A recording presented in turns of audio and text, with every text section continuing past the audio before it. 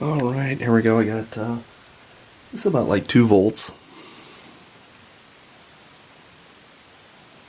It's a nice ruby red. If you can use this in your car, I'll probably end up using something like this myself. It's nice. You just, I think, drill the drill hole to the width of this, and then as it, you push this through, it clips on these little clips. Nice little part.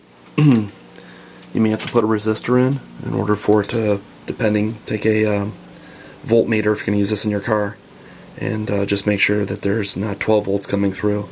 12 volts will pop this light. I had it on 2 volts and it was working fine, so throw a resistor in there, and don't solder anything up until you push the wire through. Alright.